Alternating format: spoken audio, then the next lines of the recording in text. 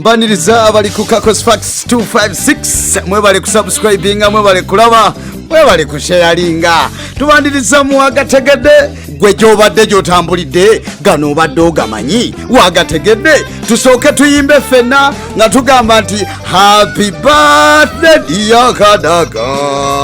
happy birthday dear Kadaga. Seba kulitijala banna mukama katonda wa lero gabadde mazaalibwa ge awezezza emyaka 66 yazaalibwa ngenda kusomwezi 24 omwezi gwali gwa kutaano mwaka gwa 1956 mama yoga obaka pate kaliridda wa bani mugenyi omukulu owayi nze wankolera bulungi ebyamongi bino sinabitegeera bwe wali sipiika wankolera bulungi ebyamongi bino sinababitegeera bulungi naye nga leero gabadde mazaalibwa ge onono yamyuka saba minisita asooka era nga ye minisita avunanyizibwa ku nsonga z'amawanga ag'obuvanjuba bwa Africa. Twagala kwagaliza bulungi amazaalibwa amalungi nyabo byonna bitambulire bulungi okusingako awo onyumira nno singa Betty Kamyu okujja okuvuganya ku bwa pulezidenti nga ayita mu kibiina kya Federal Alliance singa gwo oddamu nojja kuba bebamu ku bakazi betujjukira abavuganyako ku bwa pulezidenti oba naawe singa tojja 220 leka neyongereyo wagategedde ekibadde mu Kampala leero kwaluwa paaka bannange Besigye yayizeewa emmotoka ye nasoose kugirabanga yeyingira ekibuga oba ye yayizeewa omusajja ono yeekalakaasa naye emyaka gikyasobola tiya gaasi. Besigye alabiddwako kwaluwa paaka olunaku olwaleero ku kampeyini ye ey'okugamba bannayuganda bazukuke olw'ebbeeyi y'ebintu mbu yeekanamye nnyo naye ne neebuuza namumanyako ng'omusajja ono bwali mu bizinesi y'amafuta nomune neegamba naye bwe kibanga kiri bwe kityo amafuta ge gatera okulinnyisa buli kintu lwaki omukulu tasooka n'atunnyonnyola amafuta olumu nga gagenda ne galinnya ate n'atayogerako naye ng'ate agasuubula. Besigye storage naye ng'alabiddwako mu kibuga okukakkanira bamutwalakawo ku CPS ne bamuvuga paka Nagalama kama katonda akuumire eyo bw'atyo bamuterese oba oli awo bajja muleeta mu kooti naye ng'akuliridde tiya gaasi ne okwekalakaasa n'okuvuga abasirikale kyabasobola obbalwanyisa kyonna kyekiri y'embeera mbi kyamazima by'ebintu birinnye nnyo mulimba nammwe ate omukulu bwe yayogera luli abamu baagamba mbu yakudaala butudaala kale netwebuuza kiki ekyali kimuleese naye nga Dr. Kano Kiza Besigye bw'atyo ekiro ky'olwaleero aginza okukimala e Nagalama eyo.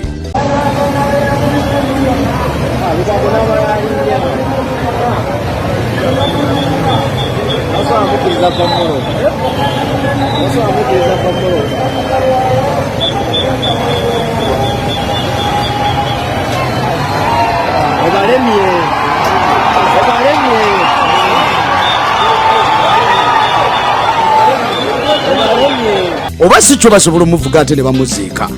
bannange ekirimu Omoro mukimanyi okujjuza ekifo kyo Omoro MP abaye omukulembeze w'eggwanga ne by election ekyamusitula kibiina kiweddemu bugwe maanyi kibiina ky'NRM amaanyi gakiweddemu oba tekikyalimu nsa by election omukulu n'oli n'alinnya n'agenda naye nga okuvuganya kukyagendera ddala maaso olwaleero pulezidenti w'eggwanga Yoweri Kaguta Museveni asituse n'alinnya copa y'amagye paka mu Omoro oyo. Omoro we wali MP waffe omwagalwa yafa ate nga yali sipiika wa paalamenti Jacob Oranya okuva bwe yafa ng'akakiiko k'ebyokulonda katwala obuvunanyizibwa okulaba nga bajjuza ekifo ekyo kati munnange omwana w'omwami eyafa gwe bayita Andrew Oranya yakwatidde ebbendera ekibiina kya NRM era mu kaalo eyo aka lalo gye bali okulaba ng'embeera etambula mu Omoro County byonna bigenze maaso ng'omukulembeze w'eggwanga asituse ku by election agenda asaba abantu akalulu omwana wattumbu bamulabirenga ddala ne ŋŋamba agenze kuba naazaako maziga engeri gy'ataaziika kwe kwagala agende mu kalulu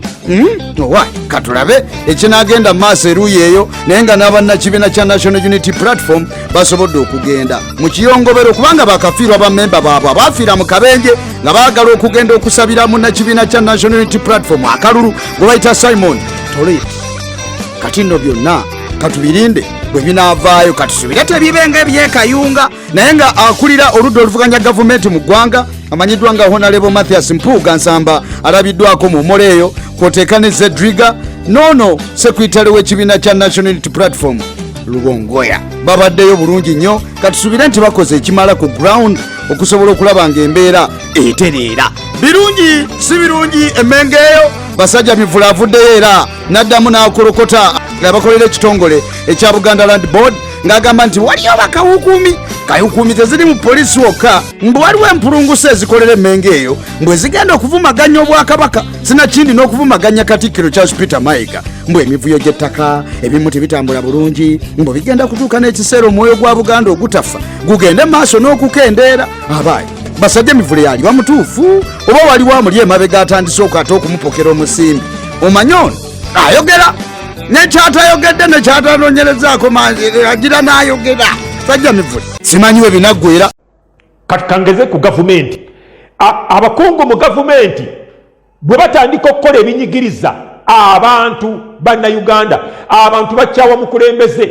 bwe kityo bwe kiri ne mu Buganda abeekwese mu Buganda Land Board nga bakola obunyazi n'obufere n'obuyaaye beekwese mu linnya lya Kabaka Ssaabasajja waffe okutegera ate nga takiriimu okunyiiga abantu bakuteeka ku Ssaabasajja abantu bakuteeka ku ggwe Katikkiro Peter Mayiga bano bye bakola abeekwese mu Mmengo zino empulunguse olwo kawukuumi bikyayisa Obuganda bikakkanya ne binafuya Obuganda abantu ne balowooza nti n'Obuganda bufaanana ne gavumenti bufaanana n'ababbi abali mu gavumenti Obuganda bwaffe bwe twagala okuzimba okubuzza ku ntikko abantu bajja kutuuka ekiseera nga tebakyagala kutukwatirako nga tebakyagala kukwatira ku Ssaabasajja olw'obunyiivu. Basajja Mivule simanyi kino gy'okitwala naye waayi teri alumirirwa nga talina bigendererwa nga bwe wasaba okuba nti bakuweemu eggwanga lino waakiri ennaku ne bwe ziba 3 lwaki tetukutwala mu kitongole kya Buganda Land Board Mukama akume nga bakola obunyazi n'obufere n'obuyaaye beekwese mu linnya lya Kabaka Ssaabasajja waffe okutegera ate nga takiriimu